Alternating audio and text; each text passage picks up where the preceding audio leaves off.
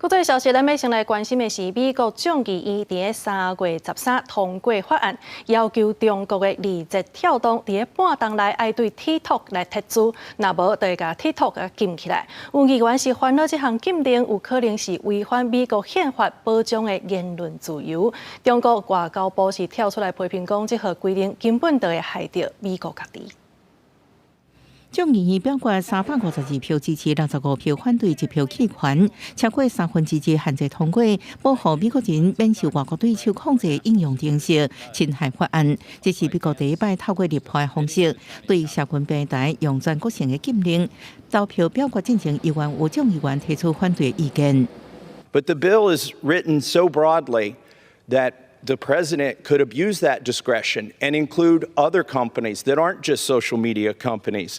TikTok said its data is not accessible to China-based ByteDance employees. False.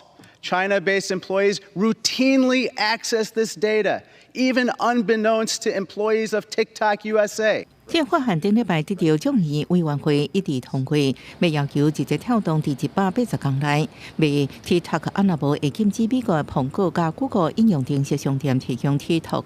法案搁予总统权力规定，若其他应用程式伫一个被认为甲美国敌对国家的控制之下，就应将伊指定做对国家安全的威胁。这是分裂的华府政坛两党真罕见意见共款的事情。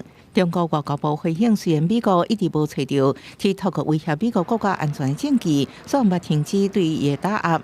佮批评美国无法度伫公平竞争当中摕到胜利，就用霸凌的行为。扰乱的是企业的正常经营活动，损害的是国际投资者对投资环境的信心，破坏的是正常的国际经贸秩序，最终必将反噬美国自身。确定代表共和党参选总统的川普反对这法案，伊讲禁止 TikTok 会互真侪少年人不满，而且无 TikTok 会互面子结果更较大。法案下一步爱送到参议院表决，暗过前途还未确定，因为参议院关键人士无需对一个有1.7亿美国用户的一门应用程式采取这个激烈行动。公视新闻陈伟仁报道。